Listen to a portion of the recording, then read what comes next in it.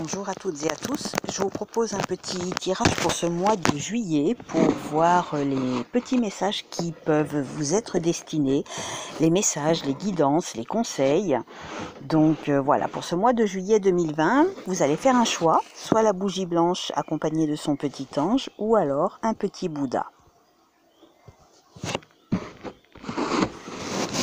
Alors pour le mois de juillet 2020.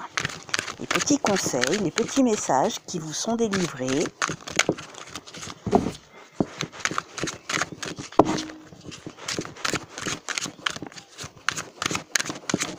Mois de juillet 2020. Alors, pour le petit ange, 2 cartes. Et pour le Bouddha, 2 cartes, s'il vous plaît.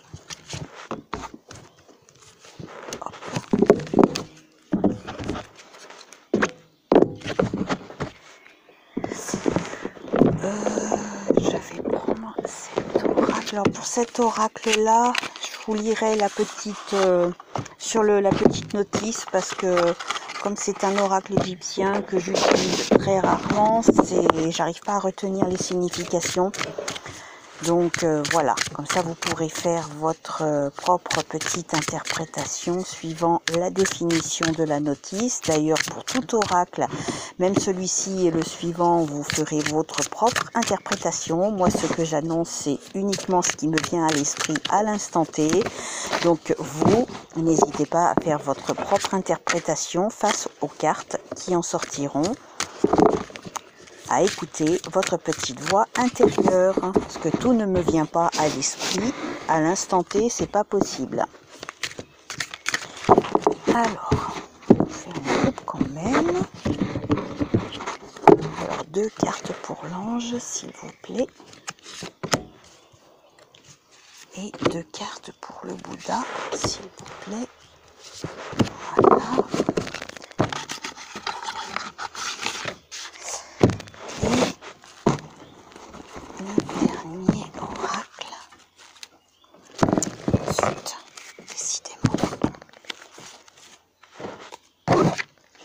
Voilà, 2 cartes pour cet oracle aussi. On verra, hein, suivant l'oracle, les oracles et les messages, on complétera peut-être par une 3e carte. Hein. Tout dépend des messages. On verra s'il y a besoin de compléments d'infos. Alors, pour les personnes qui ont choisi la bougie blanche accompagnée de son ange, et pour les personnes qui ont choisi le petit Bouddha. Voilà. Allez, on y va, on commence par l'ange. Alors, vous avez l'arbre de vie et Ganesha. Alors, je vais prendre l'interprétation du livret. Après, ça peut-être que ça vous parle à vous d'une certaine façon. C'est un peu compliqué, je préfère vous donner le vite fait, mais on va faire rapidement parce que c'est trop long. Hein. L'auteur a donné des définitions un petit peu longues. Donc voilà, alors l'arbre de vie, le petit mini poème. Je suis un arbre dans la ville, j'attends la main qui va m'abattre. Pour toi, l'homme, c'est si facile, donne-moi la mort, je suis docile. Les arbres sont les poumons de la terre, ils respirent nos déchets et nous procurent l'oxygène dont nous avons besoin. Ils peuplent notre planète de leur beauté et de leur générosité, ils donnent sans compter. Sans eux, il n'y a pas de vie possible. Trop de forêts sont abattues sans aucune conscience par les individus peu scrupuleux qui ne recherchent que le profit. Des hectares de terre qui sont assassinés, à chaque arbre arraché, une part de nous-mêmes meurt. Bien sûr, il faut du bois pour se chauffer, fabriquer des meubles, des maisons, du papier, mais nous en sommes arrivés aujourd'hui à tuer à outrance pour notre profit. Chaque arbre a son propre esprit qui veille au bon équilibre de la planète. Quand nous arrachons les arbres à tort et à travers, nous détruisons non seulement l'écosystème, mais aussi les peuples invisibles qui y résident. Nous les obligeons à déménager et nous entravons l'harmonie des lieux. En toute en toute conscience. Va dans la forêt et laisse-toi guider vers un arbre. Ne le choisis pas avec ton mental. Laisse parler ton cœur. C'est l'arbre qui va t'appeler. Approche-toi doucement de lui, adosse-toi à son tronc ou prends-le dans tes bras. Lui aussi a besoin d'amour. Parle-lui, demande-lui comment il va et écoute sa réponse. Tu peux aussi lui demander de t'aider à résoudre une situation. Il peut également t'aider à t'enraciner pour devenir plus solide et plus stable. Cet ancrage est nécessaire pour que tu puisses déployer plus de force intérieure. Chaque fois que tu auras un souci, un point négatif à supprimer de ta vie, tu pourras faire appel à cet arbre. Tu pourras l'appeler mon arbre, mon ami. Son esprit viendra immédiatement te secourir pour t'aider à retrouver force, courage et positivité. N'oublie surtout pas de le remercier. C'est vrai que c'est une magnifique carte. Et nous avons Ganesha, 40. J'aime pas quand c'est long, les descriptions. Alors, Père de sagesse, sois honoré, toi ma forteresse, sois remercié. Quand les obstacles gênent ta route, que tu ne sais plus à quel saint te vouer, tu pries, tu invoques les anges et les guides et tu espères un secours. En ce moment, un nouveau guide vient d'entrer dans ta vie spirituelle. Il s'agit de Ganesha, dieu à tête d'éléphant, issu de la tradition hindoue. Il est invoqué pour dissoudre tout obstacle récalcitrant, rien ni personne ne lui résiste. Il est d'une intelligence remarquable et d'une grande puissance. Si tu as un projet qui te tient fort à cœur et que tu as sans cesse les bâtons dans les roues, fais appel à ce Dieu extraordinaire. Il se fera un plaisir de détruire les obstacles pour dégager le chemin.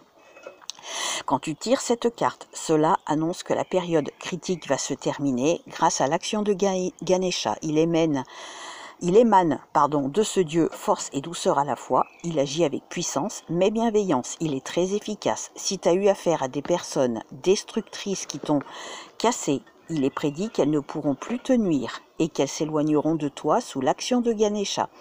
Des gens plus tendres et plus doux entreront dans ta vie, de bonnes personnes t'offriront leur soutien, leur affection et leur fidélité. Si tu as été en proie aux forces noires, Ganesha va lutter à tes côtés jusqu'à ce que les ténèbres s'effacent. Sois plein de gratitude à son égard. Voilà, j'espère que ça vous parlera. Ensuite, alors j'ai dit que j'allais prendre, parce que l'oracle égyptien, il est très compliqué. On va aller au plus rapide. Alors, vous avez Psychopompe, 28. Alors, 28. On va pas tout lire, on va aller juste dans les catégories. Voilà, du travail, ça vous dit manque de moyens, dépenses limitées, restrictions. Côté amour, ça vous dit concession, repli sur soi, ambiguïté. Côté santé, ça vous dit contrariété, mal-être. Donc la cartouche, la phrase de méditation, en fait, je suis obligé de changer d'angle de vue jusqu'à sacrifier mes idéaux. Alors en gros, la signification globale, c'est malheureusement une carte négative, elle annonce un sacrifice ou des compromis à accepter. Les échanges sont déséquilibrés, le dialogue peut éclaircir la situation à condition que chacun reconnaisse ses erreurs. Voilà, donc il y a un dialogue à faire. Et vous avez aussi le lotus, 18. Alors, voyons voir la petite phrase de méditation. Rien ne bouge car je me sens moi-même. Donc la signification, l'âme neutre, elle annonce que le désir est encore à l'état de rêve et qu'il manque encore des éléments afin qu'il se réalise. Bonheur pour les mères et dans les familles. Cette lame invite à faire des efforts. Donc dans le travail, attente, stagnation. Pour l'argent, gestion à réviser, soucis matériels, rentrée difficile. Amour, chimère, frustration, joie maternelle. Et santé, faiblesse, absence de désir charnel, soucis rénaux. J'ai pas lu la santé tout à l'heure sur le 28. Peut-être qu'elle n'y était pas. Si, j'ai oublié la santé.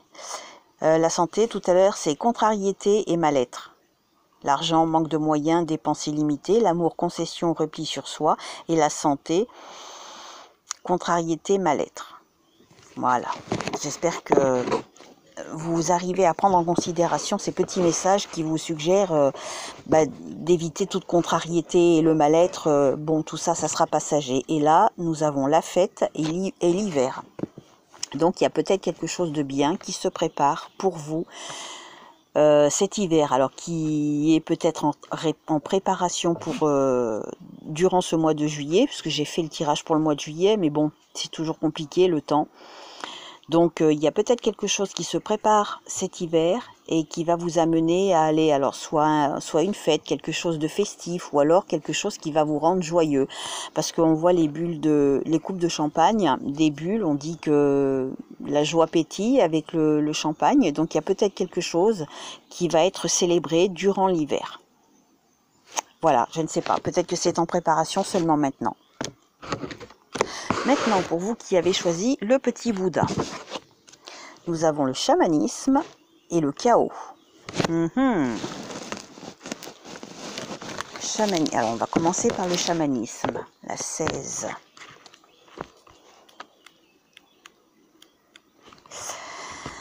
Entends-tu dans les vents la voix des anciens, la voix de l'âme du monde? Qui es-tu? T'en souviens-tu? Entends-tu l'appel qui gronde en toi? Tu devines qu'il y a quelque chose de plus grand et de plus puissant qui chuchote au fond de la grotte de ton cœur. C'est un peu comme quand tu as un mot sur le bout de la langue, mais que tu n'arrives pas à le dire. Tu sais qu'il est là, mais il ne veut pas sortir de ta bouche. Tu ressens qu'une onde particulière circule dans tes veines. Ton ventre est chaud, un feu y brûle. Ton estomac se serre, tu as peur. Quelqu'un t'appelle, mais tu as peur. Quel est cet inconnu qui crie ton nom? Au fait, connais-tu ton vrai nom? Pas celui de ta naissance, mais bien celui de ta véritable identité, le nom de ta nature indigène, venu d'un lointain passé quand tu es né dans le nulle part, mais qu'avec ta naissance est venu l'oubli. Tu te souviens de qui tu es? N'aie pas peur. Tu es fait de splendeur et de grandeur. Tu es l'enfant de la terre, et la terre est la mère qui te berce et te nourrit. Dans les temps anciens, tu savais qui tu étais. Écoute, chère âme, souviens-toi. Sais-tu que tu es guérisseur, un puissant chaman laissé pour compte? Il dort, et il attend que tu actives ses forces. Le chemin du réveil est annoncé. Plus rien ne sera jamais comme avant. En te rappelant qui tu es, tu vas pouvoir remplir ta mission de vie. Il y a de l'or dans tes mains et du miel dans ton âme. Un baume guérisseur pour soigner tes blessures et panser les plaies de tes frères humains. Tu pourras t'inscrire à un stage de fabrication de tambours chamaniques ou peut-être un cours de danse africaine. Tu peux aussi aller à la rencontre des peuples indigènes, ceux qui ne sont pas encore pervertis par la société de consommation. Couche-toi tout simplement sur l'herbe tendre, écoute le pouls de la vie, les battements du cœur de ta mère. Entre dans son sein, tu n'en seras plus jamais séparé et tu prends conscience de qui tu es. Oh là là, quelle beauté! Et vous avez le chaos. Vous allez me dire, ça va pas bien ensemble, mais peut-être que c'est quelque chose qu'il va vous falloir surmonter. Peut-être que c'est le message futur, vous allez rentrer dans une période mouvementée et il va falloir surmonter ça. L'équilibre naît souvent du chaos. L'instabilité oblige à rechercher son point d'équilibre sous peine de tomber dans un gouffre. Des périodes de confusion intenses arrivent, et voilà. Quand on est dans un état d'instabilité émotionnelle ou de stress important, émergeant des profondeurs de l'inconscient, des pensées noires s'affolent, entrecoupées de périodes de lumière vive. Derrière le rideau sombre crépitent des couleurs qui ravivent la force intérieure. Personne ne peut rester indéfiniment dans le noir. Certains se complaisent pourtant dans un effroyable chaos intérieur, comme si ce chaos destructeur leur donnait l'impression d'être vivants ou divulguait leur peur de mourir. Si tu traverses une période sombre et que tes pensées n'arrivent pas à se poser, stoppe immédiatement tout mouvement. Arrête-toi, prends des profondes respirations pour couper ce flot tumultueux. Prends appui sur le fond du bassin et propulse-toi avec force pour remonter à la surface. Laisse-toi ensuite porter par le courant pour te reposer. Puis nage pour rejoindre la rive, tu arriveras à bon port. Tu es en train de vivre une période très mouvementée de ton existence. Tu pars à la dérive et tu ne contrôles plus ton navire. Cela fait probablement longtemps que tu te sens dérivé ainsi. Il faut parfois aller jusqu'au bout du désespoir pour réagir et décider de sortir de cette souffrance. Décide, pose un acte fort, réveille-toi. Si ta vie ne te convient plus, tu as le droit d'en changer. Il n'y a que toi qui peux le faire. Personne ne peut agir à ta place. Après la tempête, le soleil revient. Il y a une issue à tout ce malaise. Une personne sera cependant mise sur ta route pour te prendre en main. Elle sera le déclencheur de ta libération. Tu pourras ainsi repartir du bon pied. Demande et tu recevras. Donc, voyez, vous allez vivre une période chaotique, mais quelqu'un va arriver sur votre route et sera de bons conseils. Donc, si vous arrivez à suivre ces conseils, vous allez peut-être en sortir plus rapidement que si vous décidez de traverser cette période chaotique seul. Alors, Akhenaton. Akhenaton pour vous qui avez choisi le Bouddha. Akhenaton. Alors, cette lame neutre peut être utilisée pour vous représenter, sinon elle indique la présence d'un homme dans l'entourage. Son influence, bonne ou mauvaise, dépend des cartes qui lui seront associées. D'ailleurs, vous avez 37, mais on verra. Alors, pour le travail, réussite dans les négociations ou promotions. Pour le côté finance, placement ou dépenses très utiles. Pour les amours, nouvelle amitié ou amour d'un homme. Et pour la santé, stress, fatigue nerveuse, petite agitation. Donc, il y a probablement un élément masculin qui va arriver sur votre route pour vous aider à traverser cette période de chaos. Alors, Ménat,